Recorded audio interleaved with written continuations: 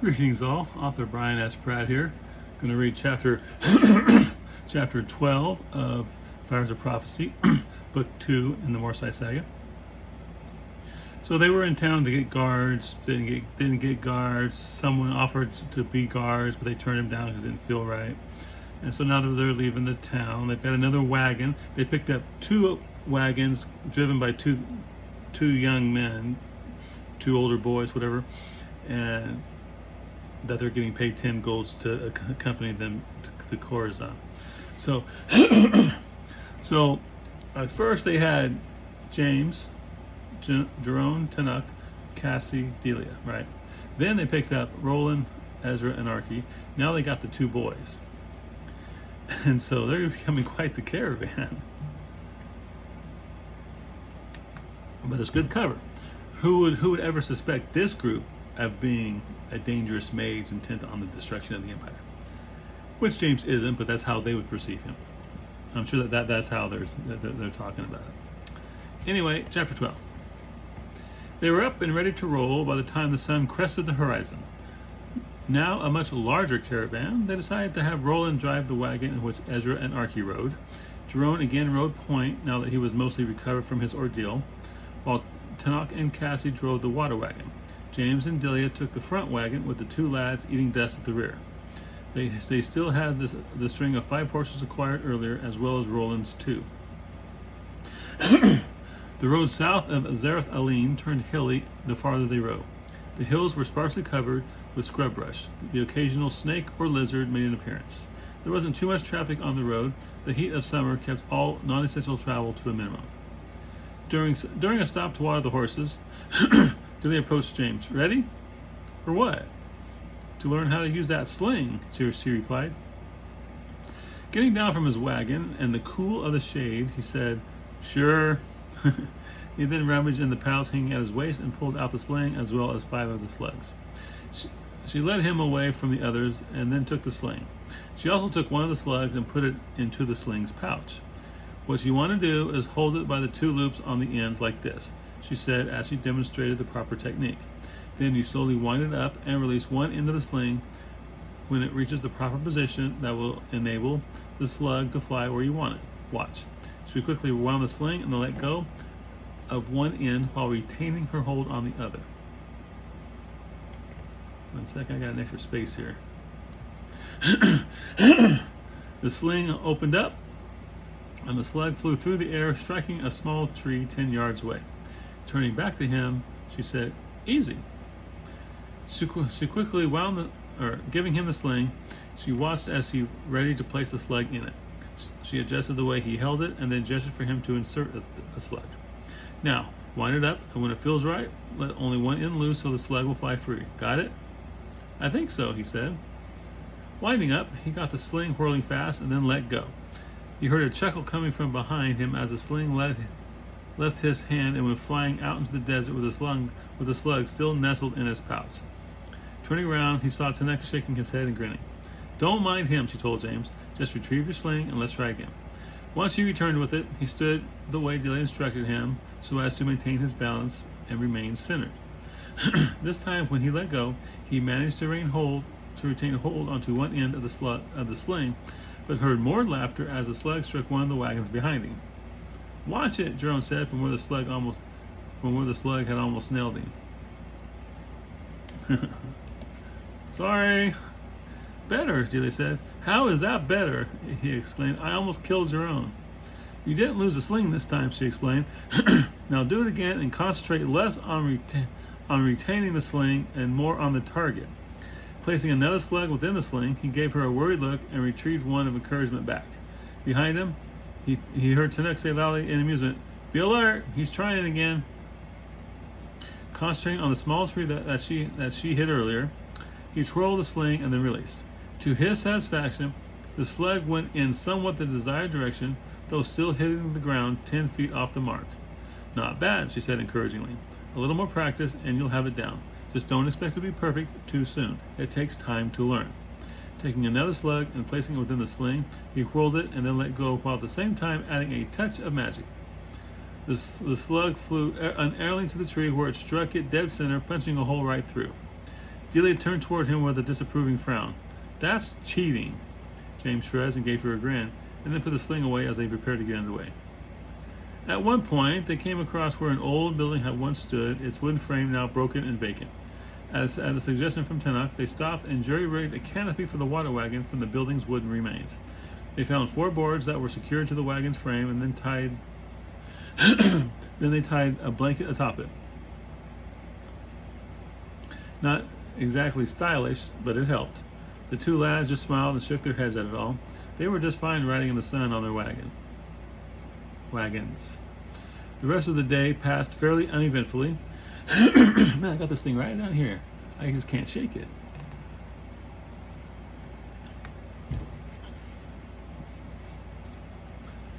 Just endless miles of dry hills with only the occasional traveler coming from the south.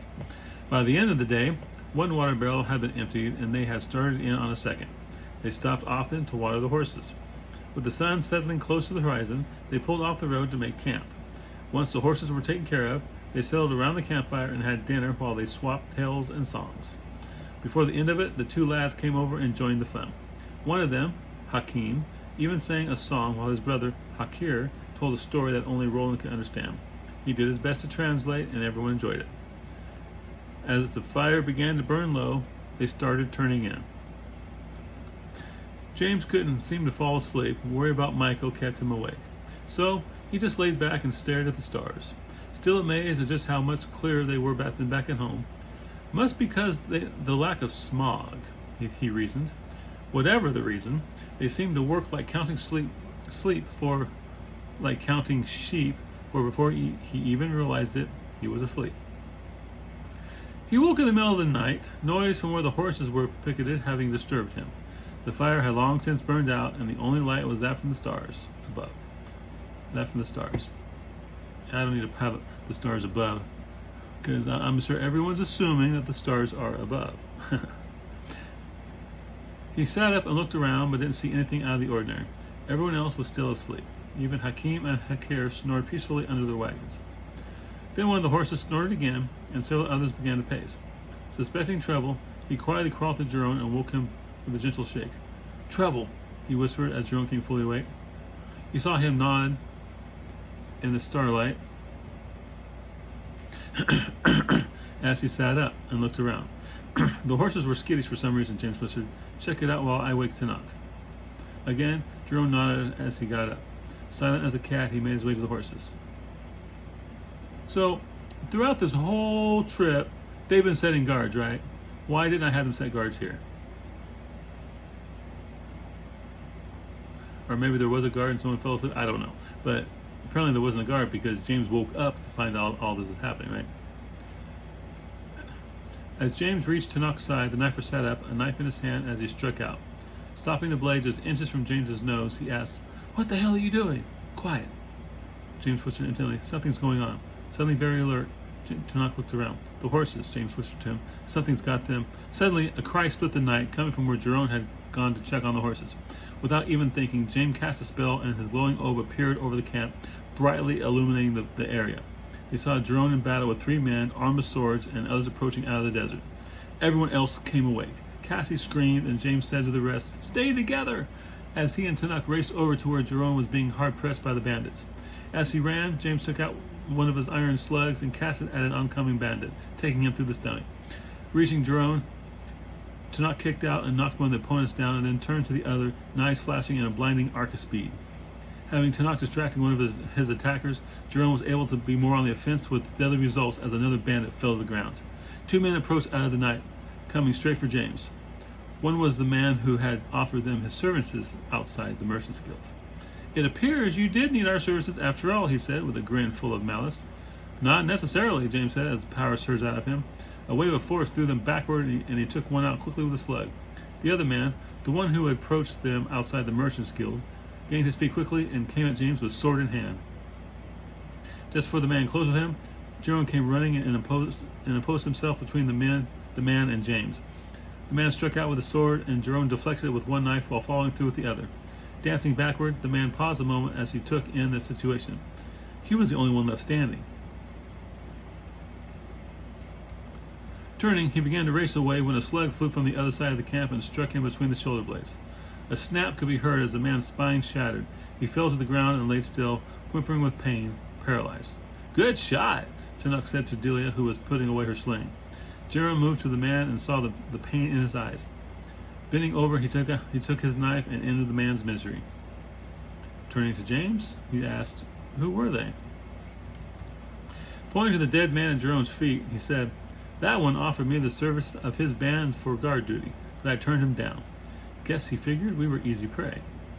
"Guess he thought wrong," Tanuk said, chuckling. Cassie ran up to Tanuk, burying her head in his shoulder, crying.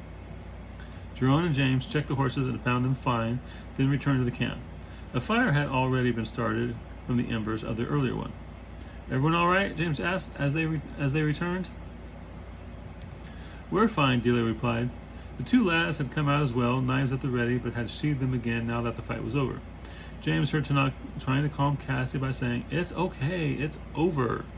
Jerome began the task of dragging bodies out into the desert away from camp, while everyone else took stock of the situation. As James sat by the fire, the two lads stared at him with eyes wide. "What?" They replied in their own language.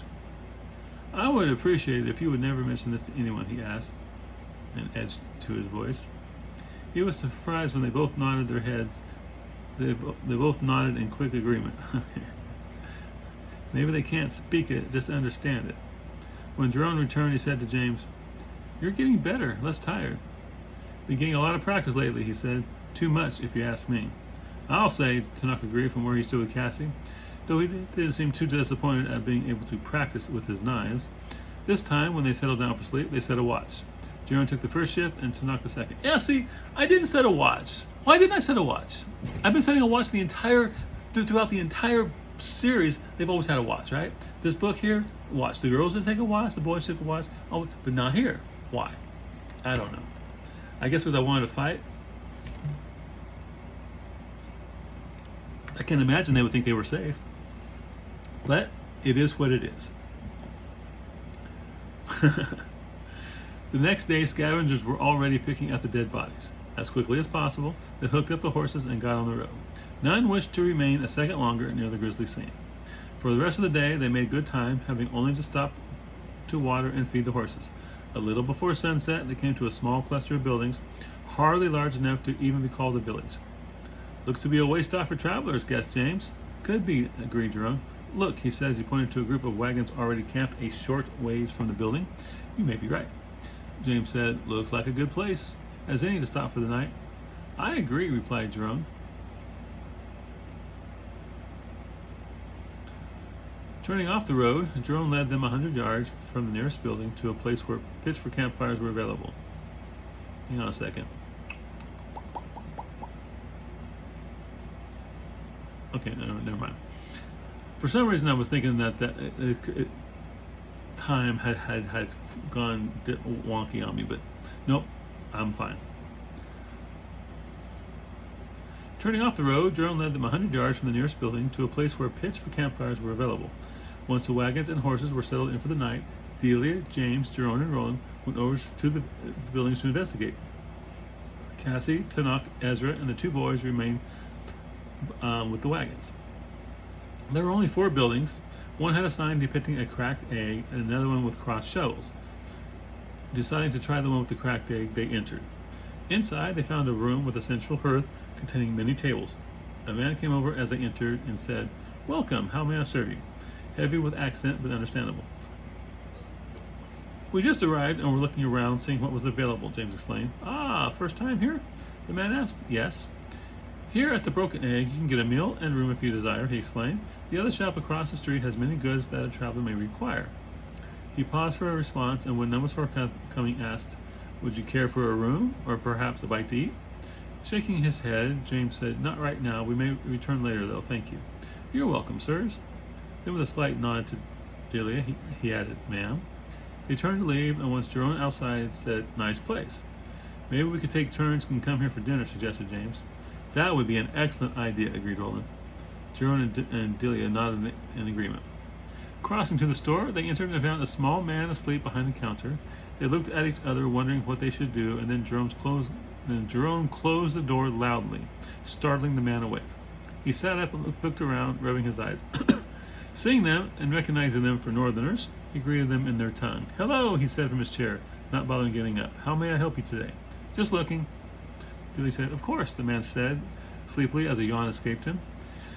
He settled back down in his chair and watched as they browsed through his merchandise. It looked to be just an ordinary traveler supply store. James found a kit with a small mirror, a comb, and a pair of scissors. Thinking of his unruly hair and how it had been far too long since that had been properly seen to, he picked it up and asked the man, "How much?" The man looked over, squinting as if he couldn't see very well, and replied, "2 silvers." James took out a silver and held it up. "Give you 1 for it." "Very well," the man said as he held out his hand. James dropped it into his. James handed it over. Yeah, that sounds good. James handed the coin over.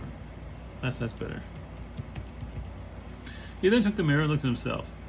What looked back was almost unrecognizable. His hair was an unruly mess. Obviously, running his fingers through it had been ineffective. Stubble, actually a scraggly beard that had not grown in evenly, now covered his face. His dirty face. "Gah!" he exclaimed, rubbing his free hand over his patchy beard. "I knew it was coming in, but my goodness." "What?" Neely asked.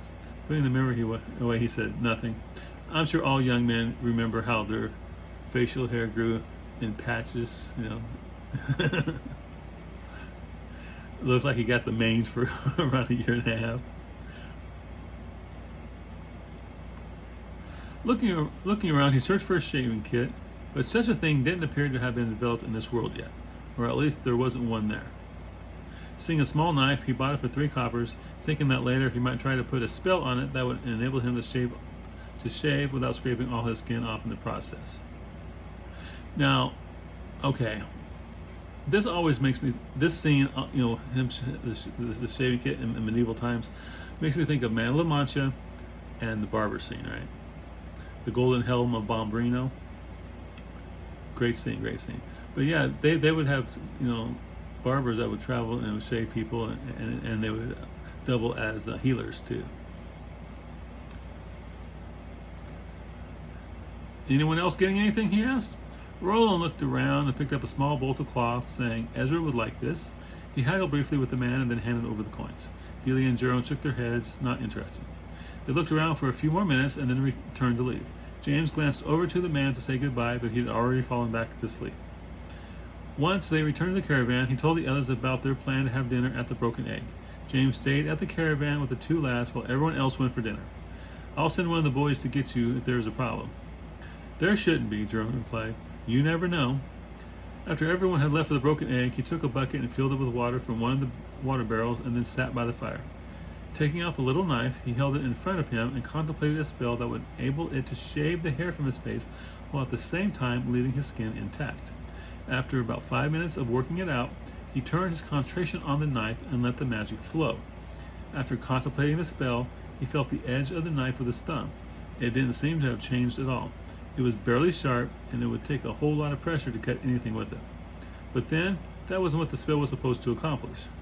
Taking out the mirror, he held it up so he could see his scraggly face in it. Then taking the knife, he very carefully ran it along his cheek. He felt a slight drawing of magic from the knife. Taking the magic from him, it needed to work. To his delight and amazement, the hair scraped off like frosting from a cake. Excited, he continued until the stubble had been completely removed and then splashed his face with the water to get the residual hair and dirt off. Holding up the mirror, he was pleased to see the familiar face that had been hidden by the stubble and grime. I'm going to break from here again. In Travail of Darkmaze, spoiler if you haven't read Light in the Barren Lands. Anyway, let's fast forward like a minute or two, you'll be fine. James, while he was on the island, before it all started, he had been crafting these shaving knives, but he's been doing it you can not only can he shave with, but you can do wool for sheep. And so he was doing those, he was selling those to generate income, right? And because he needed to buy things, and he didn't want to just be the mean evil, like the Winter Wizard from Santa Claus is coming to town. He didn't want to be that way. He wanted people to be scared of him, but he wanted to be a good neighbor. So he was doing that. Now, in Dark Shores, we learned that magic is becoming more and more unstable. So what about these knives, right? I've really been thinking about doing something where these knives react. He comes across one of these knives and it's doing horrible things to people or something. But I haven't quite done that yet, and so we'll see what happens with that. I would love one of those knives. I mean, come on. If you could do that, you'd be a billionaire overnight. Next, he took the comb and ran it through his tangled hair as he attempted to restore order from the tangled mess. Painful as it was, he got the job done and then realized his hair was getting a bit long, especially over the eyes. Taking the hair knife, as he called it now, he began to very carefully cut off the ends, making them as even as possible. What barber wouldn't give his right arm for this? Probably left arm, because everyone's right-handed, right? So I'll say left arm. Wouldn't give his left arm for this, he thought as the hair came off so easily. Looking in the mirror, he once again resembled the young man he had been oh so long ago. Quite pleased with the results, he started whistling as he cleaned up and then put away his shaving kit. That's when he noticed the two lads watching, whispering to one another. When they realized he had noticed them watching, they smiled and then resumed the game they had been playing, a game with sticks and dice. A half hour later, the others returned, and when Delia saw James, she said, "My, don't we look nice?" Cassie just took a closer look and added, "You do look dashing," at which Tenoch gave her a look of annoyance. Couldn't stand it any longer, he told them. "How was the food?" "Pretty good," answered Roland, "but don't have the goat. It's a bit tough." As James prepared to head over, he said, "Thanks, I'll keep that in mind." Leaving them behind, he walked over and entered the Broken Egg.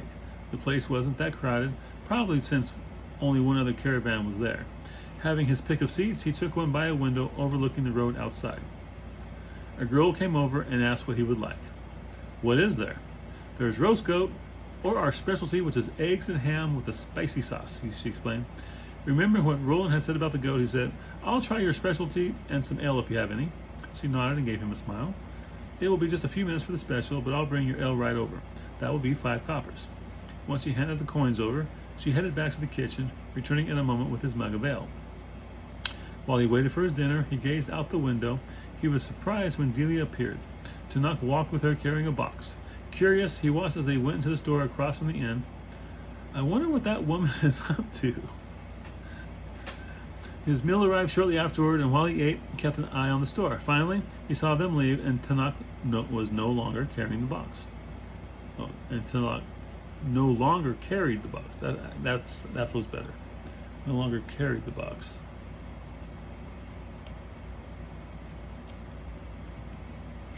Curious. Before he finished the meal, a group of soldiers rode up to the inn and tied their horses to the rail outside. Upon entering, they crossed the room and sat at a table not too far from James. The servant girl came over to them and took their order. Nervous, James finished his meal quickly and then got up to go. As he crossed the room, one of the soldiers addressed him in their language. Frozen with fear, James pretended that he hadn't heard and continued to the door. One of the soldiers got up and came to him, stopping him by grabbing his arm. James looked at him and said, "Sorry, were you talking to me? I didn't understand what you were saying." The soldier looked back at his officer and asked, "What is your business in these parts?" "Part of a caravan," he replied. Taking out the letter, he walked over and gave it to the officer. Of course, that's that letter that they've been using that they took off the dead smugglers. Taking it, just 1 second. Instead of taking out, I'm going to say producing. Producing the letter, he walked over and gave it to the officer.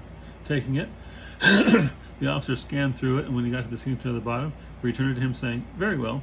He nodded to the soldier who had a hold of his arm, who then released him. "Sorry to have bothered you." "I understand," James assured him, and then proceeded to the door. Legs shaking, he made his way back to the camp. What does that letter say? Returning to the camp, Tenoch greeted him before he even reached the wagons. "Can I ask you a question?" "Sure." Can you show me how you got the hair off your face? He asked, somewhat embarrassed. Doing it for Cassie? James asked, trying to keep the smile that wanted to break free under tight rein. Nodding, he said, she just keeps going on about how nice you look. So I thought if I did it too, she would be happy. No problem, James replied. Just wait here and I'll get my stuff. Thank you, he said, relief evident in his voice. Going back to the wagon, he grabbed his kit and returned to Tanakh. Showing him what to do, he held the mirror while Tanakh ran the knife over his face, removing what little he had. When he was done, he ran his hand over his now smooth face. Thanks a lot.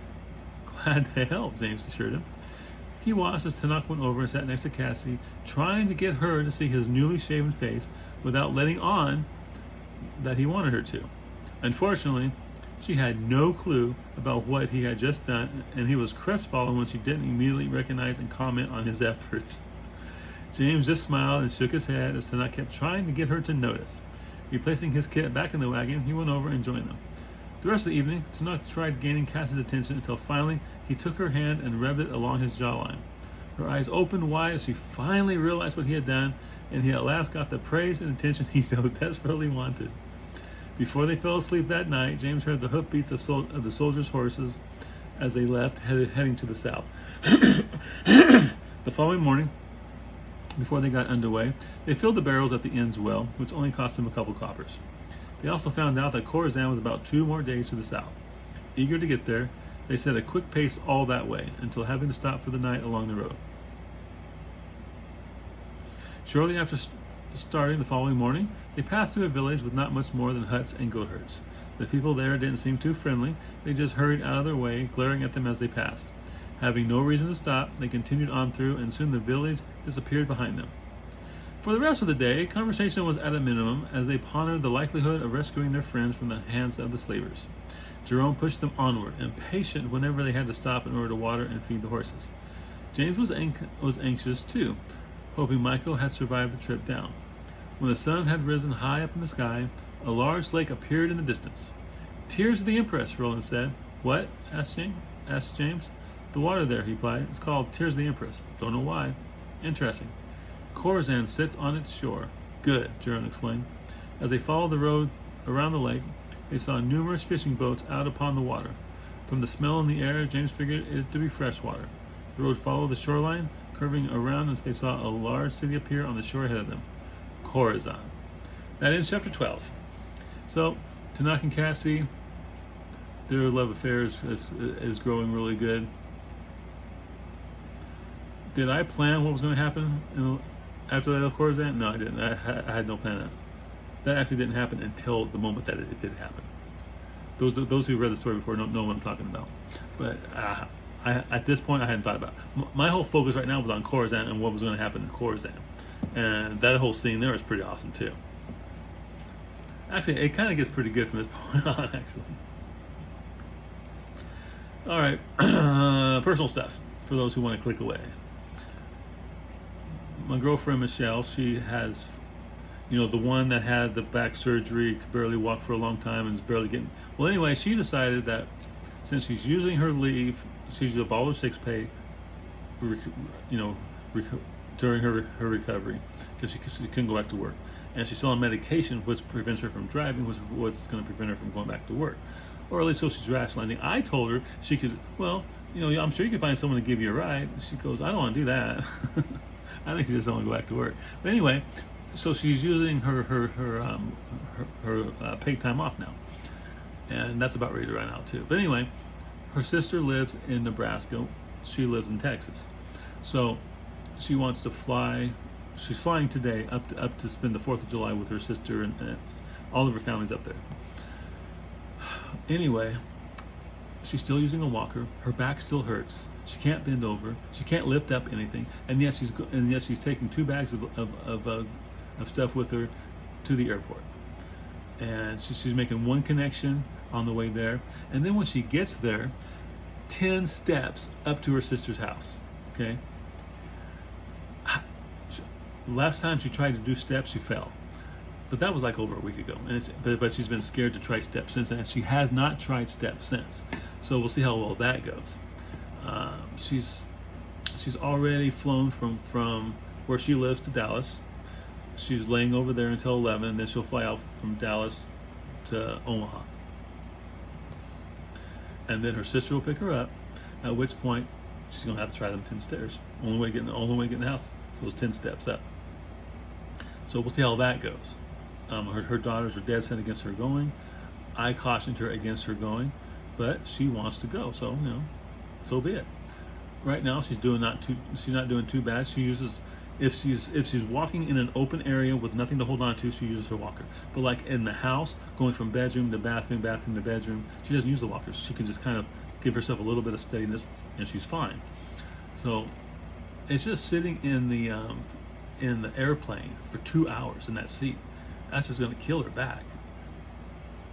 And I just hope it won't be too bad. I hope that she won't lose ground by doing this. That's my biggest worry. Yeah. Okay. And the first leg, she boards the plane, and then they say, "Oh, I'm sorry, folks. There's going to be a slow delay. We have too much fuel. We have to sit here and burn it off for 40 minutes before we can fly to Dallas." So she had to sit there for 40 minutes, wait for the fuel to be burned off so they can take off. Isn't that stupid? I bet someone got fired for that. They should have. Anyway, so last I heard, she was in the air to Dallas, and that she'll be landing in Dallas at 11. And I don't know when she'll be taken off from Dallas, because she lands at 11. But I didn't ask when she'll be taken off. And I'm about ready to go mow for 2 hours. Yeah, mowing. Here, mowing means I use a push mower to lose weight and to get into shape for the summer. So, and the size of my yard takes about 12 hours to do a push mower on what I mow. So I get a lot. No, 8 hours, 8 hours. Yeah. So it takes about 3-4 days pushing a mower to actually mow my yard. And like right now, I do the circle around the house, and by the time I get back over here, it's almost time to mow again. It's like it's raining Miracle-Gro. Anyway, I better wind this down. I gotta get out and start mowing before it gets too hot. It's gonna be 97 today. Yeah. And this weekend, someone said that the heat index is gonna be like 110. Now that will give superior sweatage potential to lose weight. Y'all take care. I'll talk to you tomorrow, and I'll give you an update on how my girlfriend's flight.